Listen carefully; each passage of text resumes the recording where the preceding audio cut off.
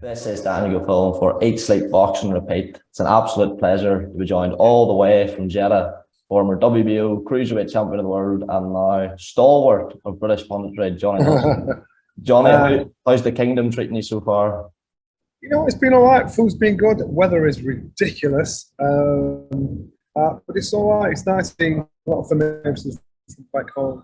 So it's all right. It's not bad at all. Yeah, we're not enjoying quite as good a weather as we were when I'm sure you left, but we'll get into the business, Johnny. 2 days out from Usyk AJ2, weigh-ins tomorrow.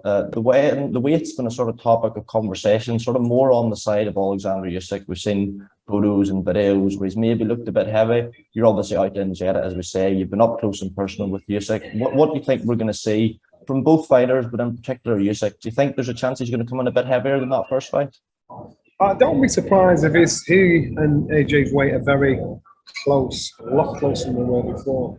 Looking at AJ looks slimline, slim, sleek. He actually looks like slimmer than he did when he boxed Louise too. You could tell a significant difference. I think it's the same with Usyk. You look at Usyk now; he looks chunky, he looks more solid. So one's come up, one's come down. The method behind that madness is, I'm assuming Usyk's thinking he's got to hold his own. He's in there with a naturally bigger guy, a guy that has fought him once and now knows what he needs in the next fight. So Usyk might have overcooked it and thought, I'm going to go in heavier so I can hold my own, push him back, have the punch power to finish him off, because he almost did finish him off in the last round.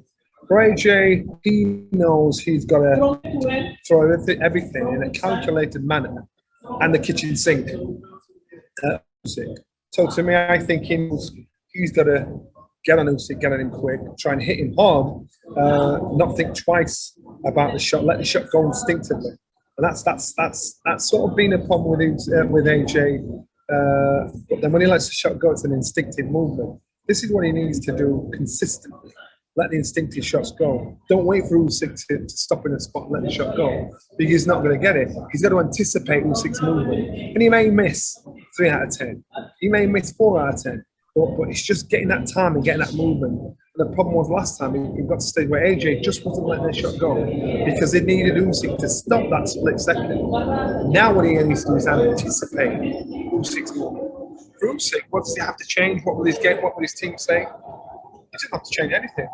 Sorry, the only thing he has to change is put the pressure on from the off, because the fight was almost finished in the 12th round because Usyk had more in the tank. Usyk started stepping up second half after he found out what AJ had to offer.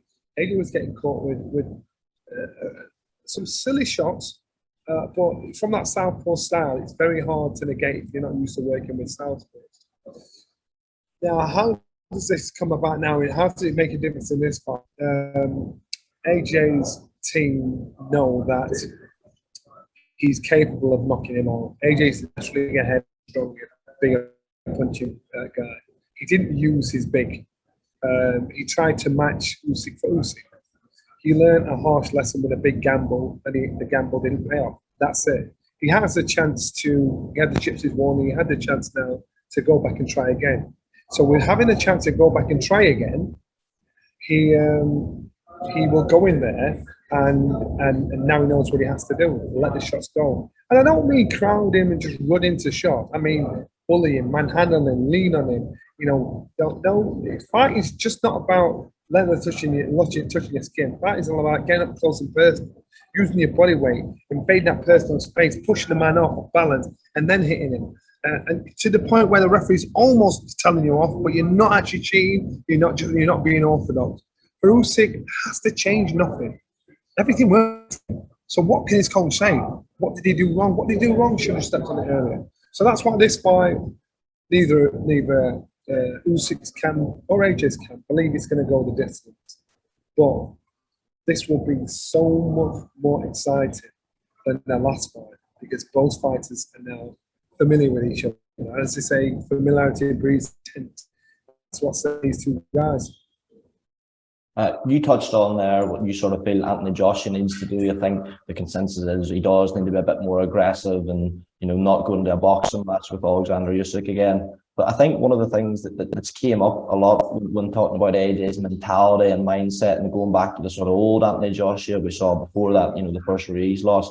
I watched an interview there that it's just gone up on Sky's YouTube channel with Matt Macklin and Robert Garcia. And he mentioned that, you know, one of the main things throughout this camp was, you know, reminding AJ sort of who he was and, you know, what's got him to where he is and all the success he's had in the sport. You've been at, I would imagine, the vast majority of Anthony Joshua fight weeks throughout his career. I would imagine you've got quite a good gauge of, you know, where he's at mentally. What have you seen him in this week? Is there any light you can shed and, you know, where his head's at? If we've all seen a return to the old AJ. I think what AJ's now learned, especially after the Ruiz loss, and now especially after this fight, is how fickle human nature can be. From being a hero, from being a darling, from getting slapped on the back and telling you how brilliant you are, how great you are.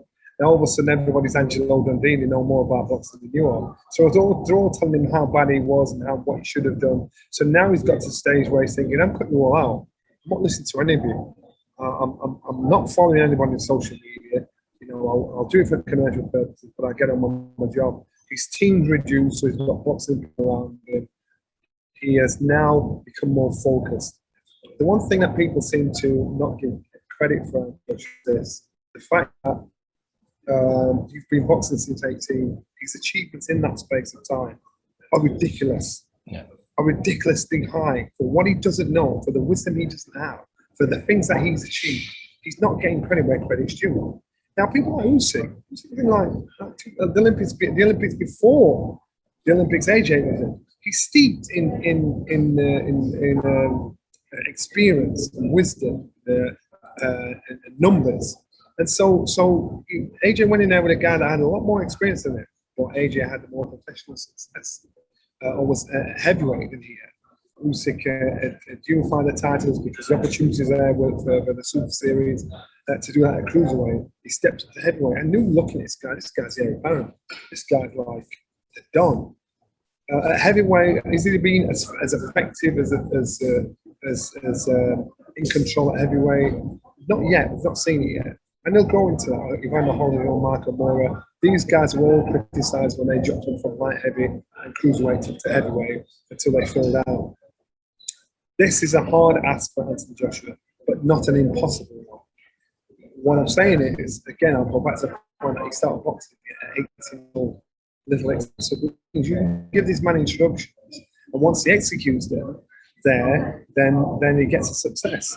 It's when he's out of the ball, he slips up. He took his after ball with Ruiz, he took his after ball with Usyk. Now he knows I can't afford to lose it. It's too much at stake for Anthony Joshua. And so that's why this fight it means so much to both of them. Usyk's he's motivated by patriotism. He's motivated by more things than money. He's more motivated to get a message around the world about who he is and where he comes from in his country and what's going on in his country.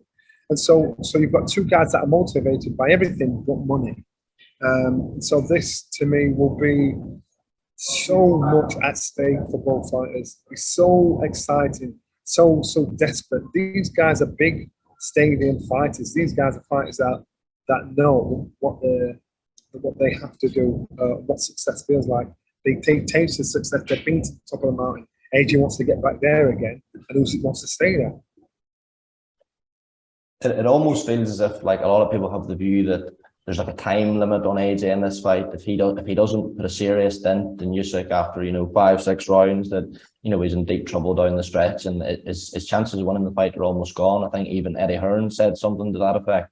Is that a view that you share, do you think, or is there a way AJ can win this fight in the later stages or even win on points, or do you think he has to get Usyk out of there early to mid rounds?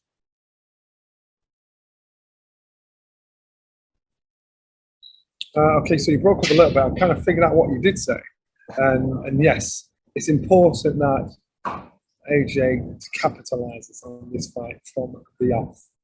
The longer the fight goes, it doesn't suit him. We've seen that. He's not a guess. We've seen that. We know he's not going to outbox Usyk. We've seen that. He's not a guess. AJ's seen that. He understands that. Usyk understands this fight for the first 6 rounds is going to be hellfire. We've seen that. So this isn't guess, this isn't speculation, this is fact. So fact is Anthony Joshua needs to change that mindset, that game plan, and he'll know that going into this fight, which I'm assuming he has done. I'm assuming his team have said, look, this didn't work, this does work. Room for improvement for both fighters. There's a lot more room for improvement for Anthony Joshua than there is for Usyk, because Usyk really did nothing wrong apart from start a little late, but he still won, got the job done. So they'll be going for the stop. You think, right, it's going to be hellfire for the first 6 rounds. So you've got to weather the storm, slip, slap, slip, pressure with the feet. For Anthony Joshua, he knows what he did wrong, what mindset was wrong for this fight, for the last fight. So he's had time to look, adjust. He remembers what he thought. He remembers what his mindset was going into the ring in the first one. So now there's so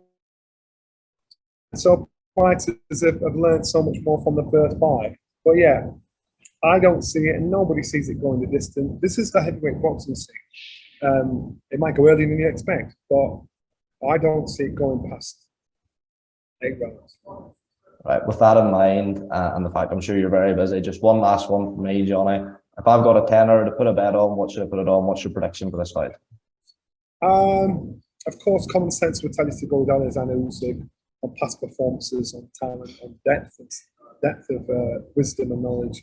But I'm gonna gamble. I'm gonna gamble on the fact that Anthony Joshua, again, he's done it before. He can do it again.